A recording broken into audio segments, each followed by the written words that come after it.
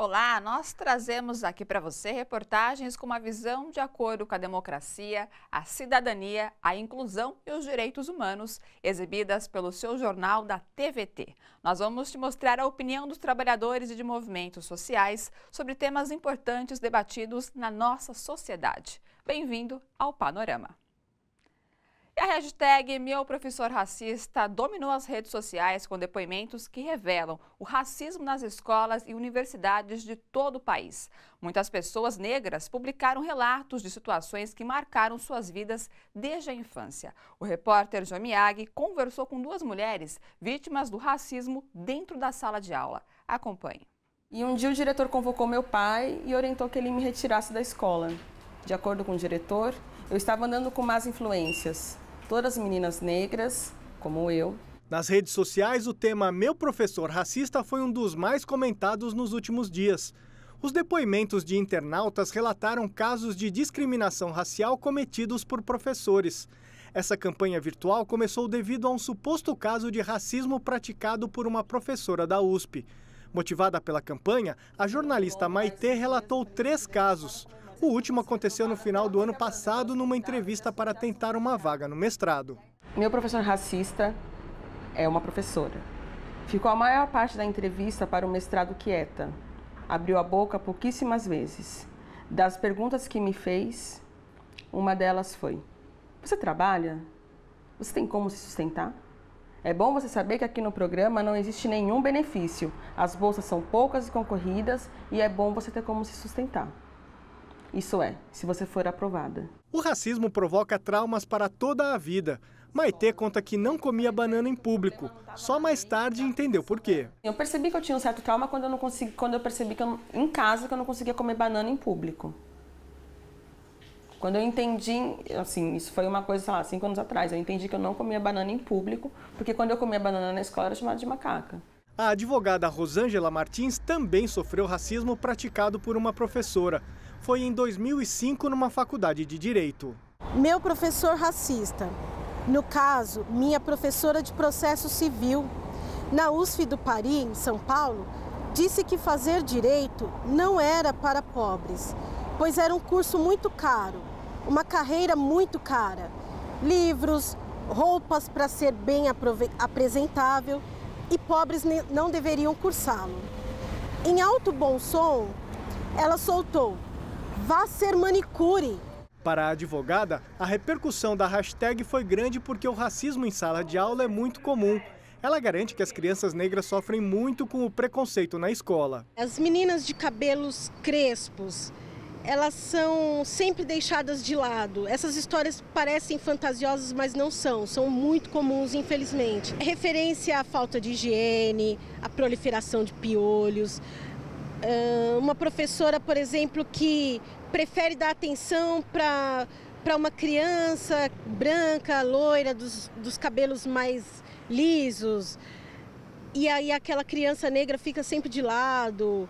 Ou em festinhas: não, eu escolho você para dançar aqui, para ser a noivinha da quadrilha. A menina negra normalmente não é escolhida. Maitê gostaria que os depoimentos desta campanha chegassem aos professores e que eles reconhecessem o que fizeram. Eu queria que nessa hashtag algum professor racista dissesse assim: eu sou um professor racista, quando eu falei isso para um aluno.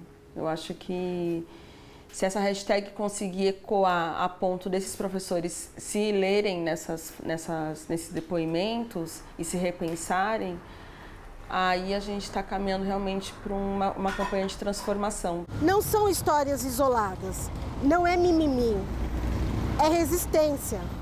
A gente fala agora sobre o caso do menino Ítalo Ferreira de Jesus Siqueira, de 10 anos, morto por policiais militares há cerca de 1 ano em São Paulo. A Promotoria de Justiça do Ministério Público recebeu a conclusão do inquérito e entendeu que ainda existem inúmeras inconsistências e, portanto, pediu nova perícia para esclarecer as contradições do processo. Acompanhe na reportagem de Michele Gomes. O promotor de justiça, Fernando Bolk, destaca que as novas diligências são necessárias para esclarecer contradições importantes encontradas no relatório do DHPP, o Departamento Estadual de Homicídios e de Proteção à Pessoa, que apura a morte do menino Ítalo Ferreira de Jesus Siqueira, de 10 anos. Ítalo morreu com um tiro na cabeça disparado por policiais militares em 2 de junho de 2016. A operação da PM tentava recuperar o carro furtado por Ítalo e outra criança de 11 anos de um condomínio num bairro rico na zona sul de São Paulo.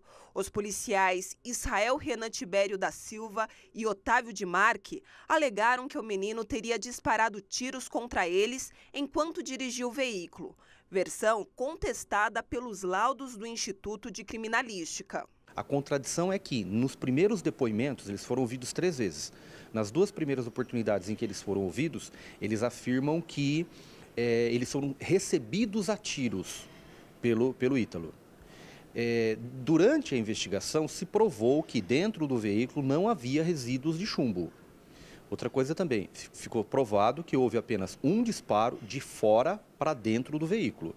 Então, o menino não atirou. Os policiais também deverão explicar por que retiraram a suposta arma usada por Ítalo do local do crime e o motivo para reter a criança sobrevivente por horas e depois levá-la para casa. Eles pegaram a criança, a sobrevivente, e ficaram andando com a criança durante 4 horas, indo até uma favela, na casa onde ela morava.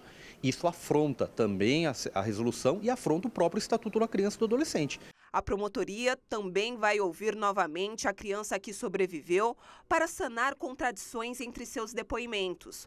O advogado Ariel de Castro Alves, membro do Conselho de Defesa da Pessoa Humana do Estado de São Paulo, acompanhou o depoimento do menino à corregedoria da PM. O menino que testemunhou é de 11 anos, estava dentro do carro junto com o Ítalo.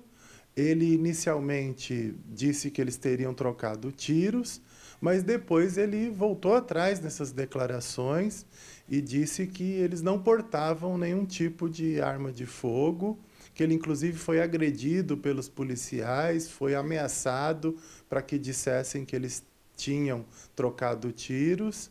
A promotoria acredita que até maio as novas diligências serão concluídas. Nós não podemos mais aceitar corporativismo, não podemos mais aceitar impunidade. Os agentes da lei que cometem excessos, que cometem crimes, precisam ser responsabilizados. Catadores de materiais recicláveis no centro de São Paulo se organizaram para evitar o despejo de cooperativas. Eles são contra a decisão da Prefeitura de Dória de desalojar os catadores da região. A medida faz parte do programa Cidade Linda. Catadora organizada jamais será pisada. Com esse espírito de luta e união, os catadores de materiais recicláveis se reuniram para protestar contra a ameaça de despejo que a categoria vem sofrendo da gestão do prefeito João Dória. A Prefeitura de São Paulo, que infelizmente está querendo lacrar as cooperativas no lugar de dar qualidade melhor de trabalho para os catadores e para as suas cooperativas. No último sábado, a Guarda Civil Metropolitana tentou lacrar a Cooper Glicério e a Associação Nova Glicério, que geram trabalho e renda para 120 catadores há mais de 10 anos. A gente falou, vocês têm que dar o direito de um diálogo com a gente, porque vocês não deram o direito da gente falar, da gente conversar, nada. A alegação deles é que nós não temos o termo de uso da área e que a gente está numa área de risco. Juntas, essas entidades retiram das ruas da capital paulista quase 1 tonelada de resíduos por mês e não recebem nada da prefeitura pelo serviço prestado. Para Cleiton, que é neto e filho de catador, a retirada das cooperativas vai na contramão do projeto Cidade Linda, que visaria revitalizar áreas degradadas da cidade. Nós não queremos briga com o prefeito. Esse projeto Cidade Limpa, ele é bom, desde que esteja a nossa participação. Porque a nossa participação é fundamental nesse projeto. O drama dos catadores da Nova Glicério e da Cooper Glicério não é um caso isolado. De acordo com o Movimento Nacional dos Catadores de Material Reciclável, na cidade de São Paulo existem cerca de 100 cooperativas e muitas delas vêm sofrendo ameaças de despejo. Várias cooperativas já vieram nos procurar, que estão recebendo intimações para serem mudadas de espaço ou serem fechadas. Fora isso, nós temos ainda também os catadores em situação de rua, né? Os catadores que estão na rua, que também estão recebendo também denúncias que algumas carroças estão sendo apreendidas. O vereador Eduardo Suplicy e o ex-secretário de Serviços Urbanos da gestão Fernando Haddad protocolaram ontem um pedido de audiência com o vice-prefeito Bruno Covas, responsável pelas subprefeituras da capital paulista, para iniciar um diálogo com os catadores. E eles estão fazendo um entendimento para não se fechar esse lugar, ao contrário, para prover melhores condições de trabalho aos catadores. Trabalhando em conjunto, todos somos um. Aí nós fazemos a diferença e conseguimos conquistar a nossa meta, que é deixar a cidade mais limpa, um ar mais puro, o cidadão com renda e a realização dos sonhos. Moradores nas periferias de São Paulo melhoraram de nível social nos governos Lula e Dilma. Porém, o acesso ao consumo e aos serviços privados de saúde e educação fez com que eles passassem a ver as políticas do Estado como serviços e não mais como direitos. Os dados estão na pesquisa Percepções e Valores Políticos nas Periferias de São Paulo, realizada pela Fundação Perseu Abramo. Na periferia, grande parte dos moradores não sabe definir a diferença política entre esquerda e direita.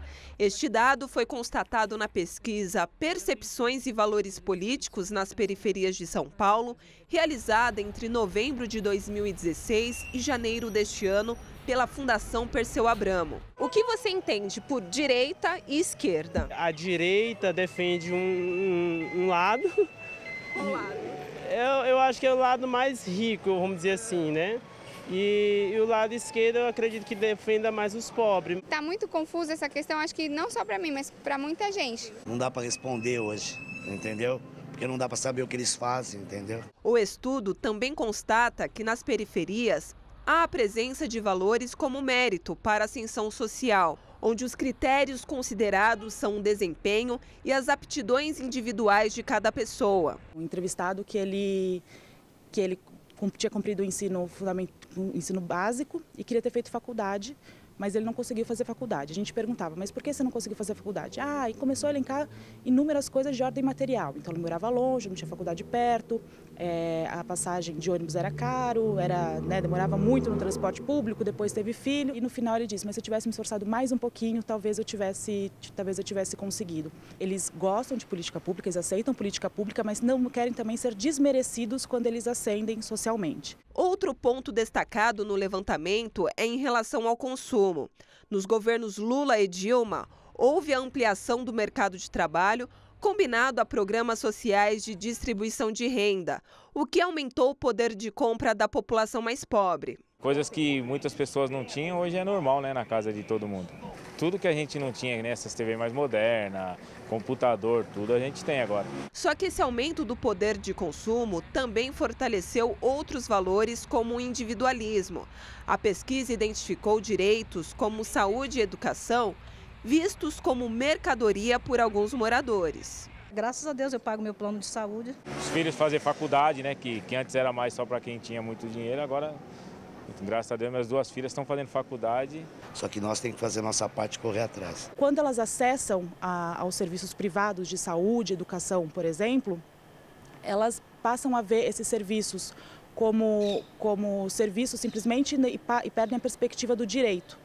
Né? Então, quando você perde essa perspectiva do direito, da importância do Estado de te garantir direitos, esse pensamento pode ficar um pouco distorcido. De acordo com a pesquisa, esses valores liberais são impostos, na maioria das vezes, pela grande mídia, principalmente a televisão aberta, fonte de informação também na periferia. Eu assisto canais abertos. Rádio AM, FM, notícia. O programa Acessa São Paulo deixa 35 mil pessoas sem internet. Essa e outras reportagens você acompanha daqui a pouco, depois do intervalo. Fica aí que o Panorama já volta.